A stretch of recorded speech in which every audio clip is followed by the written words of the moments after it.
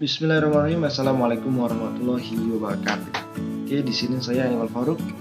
Saya akan menjelaskan sedikit banyak tentang mengelola komunikasi massa, meliputi iklan, promosi penjualan, event, dan hubungan masyarakat. Oke, langsung saja. Kita masuk ke mengembangkan komunikasi pemasaran yang efektif. Ada 8 langkah dalam mengembangkan program komunikasi dan promosi total yang efektif. Di antaranya 1, mengidentifikasi audiens yang dituju. 2, menentukan tujuan komunikasi tersebut. Tujuannya ditentukan. Kemudian 3, merancang pesan yang terkonsep. Kemudian 4, memilih saluran komunikasi, saluran melalui media yang seperti apa. Kemudian yang kelima, menentukan total anggaran promosi, total biaya yang dibutuhkan dalam promosi tersebut. Kemudian 6, membuat keputusan atas bauran promosi atau marketing mix. Yang ketujuh, mengukur hasil promosi tersebut. Promosinya kita analis apakah sesuai, apakah efektif promosi tersebut. Dan yang ketujuh, yang terakhir maksudnya yang ke-8, mengelola dan mengkoordinasikan proses komunikasi pemasaran tersebut. Oke, langsung saja kita lanjut ke selanjutnya. Rumus strategi promosi ini ada 13 ya. Rumus strategi promosi itu ada 15. 1, advertising. Yang 2, customer sales promotion. 3, trade promotion and co-marketing. 4, catching point of cash, fast cash. 5, personal selling. 6, public relation. 7, brand publicity. 8, corporate advertising. 8, the internet. 10, direct marketing. 11, experiential content. Ada event dan sponsorship. 12, customer service. Dan 13, word of mouth. Yang terakhir ini customer service, pelayanan. Kemudian 3, cakap dalam berbicara, yaitu rumusan strategi promosi atau poin-poin yang harus dipenuhi agar promosi tersebut berjalan sesuai yang diinginkan ataupun efektif gitu. Kita langsung saja. Kita masuk ke mengembangkan dan mengelola program iklan. Iklan adalah segala bentuk presentasi non-pribadi dan promosi gagasan, barang atau jasa oleh sponsor tertentu yang harus dibayar. Setidaknya ada 5 keputusan utama dalam mengembangkan program iklan yang dikenal sebagai 5M. Pertama, mission. Apa saja sih tujuan dari iklan tersebut? Kemudian 2, money. Berapa banyak sih yang dapat dibelanjakan. Kemudian 3, message, pesan apa yang harus disampaikan dari iklan tersebut. Dan 4, media apa yang seharusnya digunakan, media yang paling efektif di antara beberapa media yang terkemuka sekarang, yang mainstream, media mainstream. Dan terakhir, measurement, evaluasi, bagaimana hasil yang harus dievaluasi. Kita langsung saja masuk ke menentukan tujuan iklan. Ini ada 4 poin. 1, iklan informatif. Adalah iklan yang diciptakan untuk kesadaran dan pengetahuan tentang produk baru atau ciri baru produk yang sudah ada. kedua, iklan persuasif. Iklan untuk menciptakan kesukaan, preferensi, keyakinan, dan pembelian suatu produk dan jasa. Yang tiga, iklan pengingat, yaitu iklan untuk merangsang pembelian produk dan jasa kembali. Dan yang terakhir atau keempat, iklan penguatan, itu iklan untuk meyakinkan pembeli bahwa mereka telah melakukan pilihan yang tepat dalam pembelian barang tersebut. Kita lanjut ke memutuskan anggaran iklan. Setidaknya ada 5 faktor yang harus dipertimbangkan dalam menetapkan anggaran iklan. Pertama, tahap dalam siklus hidup produk. Produk baru mendapat anggaran iklan yang besar guna membangun kesadaran dan mengupayakan pelanggaran mencobanya. Kemudian yang kedua, pangsa pasar dan bisnis konsumen. Merek berpangsa pasar tinggi, merek yang tinggi biasanya membutuhkan lebih sedikit pengeluaran iklan dengan hanya sekian persen dari penjualan guna mempertahankan pangsanya. Ini kita cepat ya. 3. Persaingan dan gangguan. Gangguan dari iklan yang tidak langsung bersaing dengan suatu merek akan menyebabkan kebutuhan iklan yang lebih besar sehingga dibutuhkan anggaran iklan yang tinggi.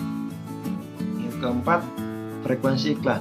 Jumlah pengulangan yang diperlukan untuk menyampaikan pesan merek tersebut kepada konsumen mempunyai dampak terhadap anggaran iklan. Dan yang terakhir, daya substitusi produk.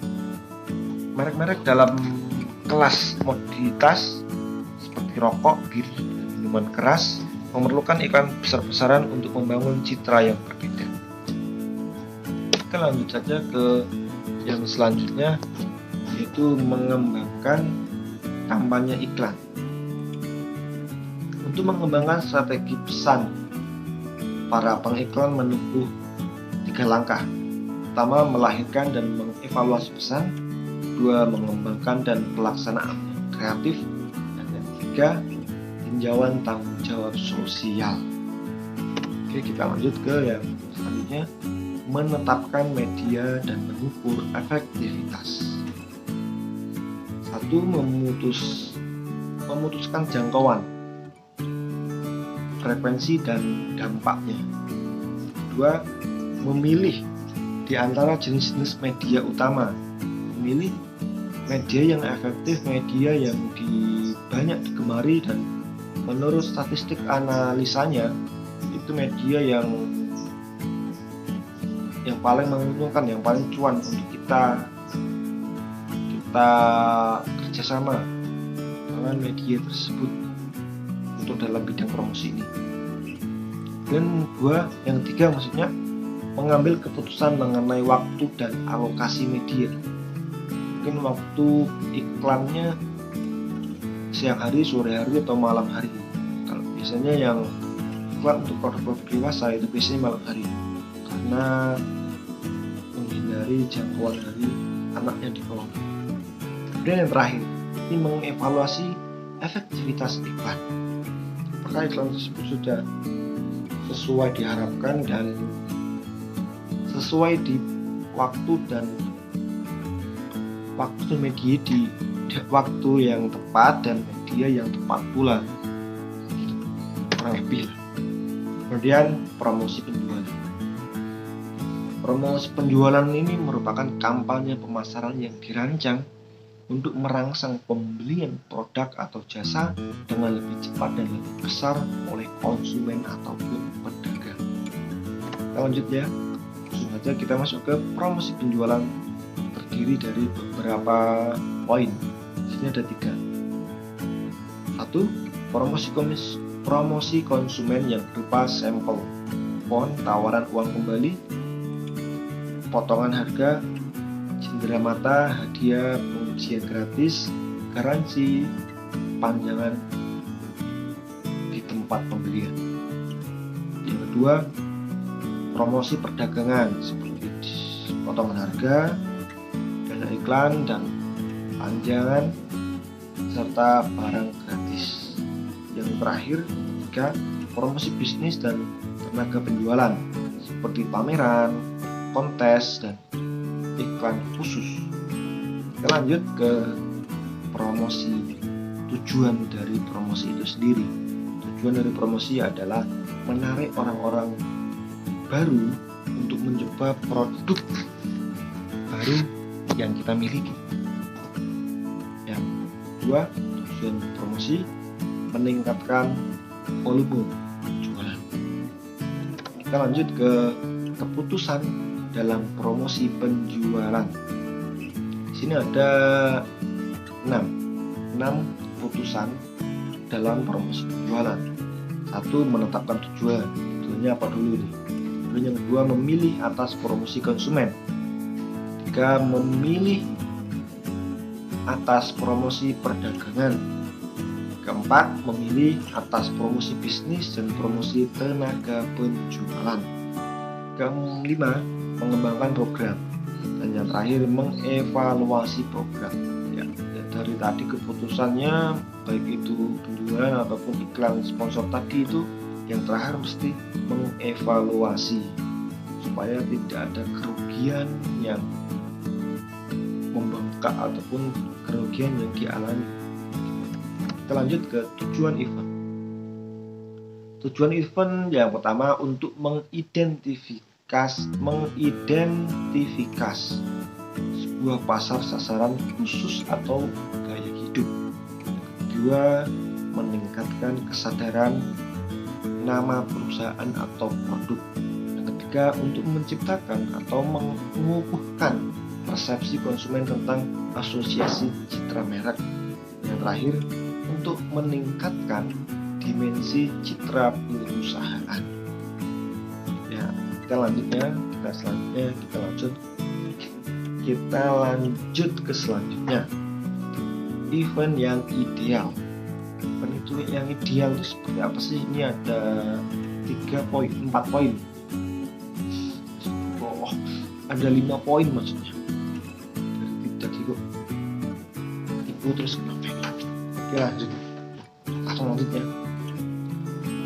Event yang ideal itu yang pertama, audiennya sangat cocok dengan pasar sasaran yang diinginkan. Kemudian yang kedua, menghasilkan perhatian yang sangat menyenangkan. Selanjutnya, unik tetapi membebani banyak sponsor. Yang keempat, memungkinkan event tersebut melayani kegiatan pemasaran. Dan yang terakhir, mencerminkan atau meningkatkan citra merek tersebut. Kita lanjut saja. Kita masuk ke hubungan masyarakat. Departemen Hubungan Masyarakat melaksanakan 5 fungsi. 1. Hubungan pers, yaitu menyajikan berita dan informasi tentang organisasi tersebut dari sudut yang paling positif. 2. Pemberitaan produk, mensponsori upaya untuk memberikan produk-produk tertentu. Selanjutnya, komunikasi korporat, yaitu meningkatkan pemahaman tentang organisasi tersebut melalui komunikasi internal dan eksternal. Kemudian, lobby, yaitu berhadapan dengan lembaga pembuat undang-undang dan pejabat pemerintah guna mendukung atau menggagalkan peraturan perundang-undangan. Yang terakhir, pemberian saran maksudnya, yaitu memberikan nasihat kepada manajemen mengenai masalah-masalah publik dan posisi dan serta citra pada masa-masa yang menyenangkan dan krisis. Kita lanjut saja. Kita masuk ke Marketing Public Relation atau MPRI atau yang disingkat menjadi MPR. Pertama, poin-poin dari manajemen public relations. Yang pertama adalah membangun citra yang tercermin dengan baik dalam produk-produknya. Yang kedua, membantu peluncuran produk-produk baru. Yang ketiga, membela produk yang telah menghadapi masalah publik. Ini maksudnya membela ketika ada produk yang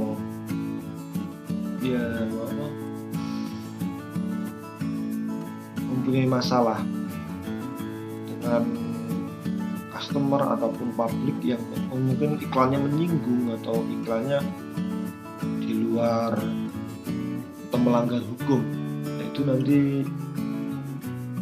MPR ini akan membela produk yang sedang menghadapi masalah tersebut. Yang keempat, membangun minat terhadap kategori produk. Yang terakhir, memengaruhi kelompok sasaran tertentu.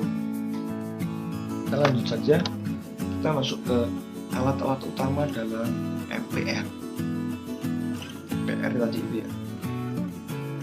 Alat-alatnya itu terbitan, acara-acara, pemberitaan dan sponsor, berita, ceramah, kegiatan layanan masyarakat, dan media identitas. Kita lanjut ke keputusan utama dalam MPR. Pertama, menetapkan tujuan pemasaran. Kedua, memilih pesan dan sasaran. Dan yang terakhir, melaksanakan rencana dan mengevaluasi hasilnya. Kita lanjut. Oke, ternyata sudah selesai. Oke, itu kurang lebih penjelasan sedikit banyak tentang tema kali ini. Saya Anwar Faruk. Terima kasih sudah menonton. Assalamualaikum warahmatullahi wabarakatuh.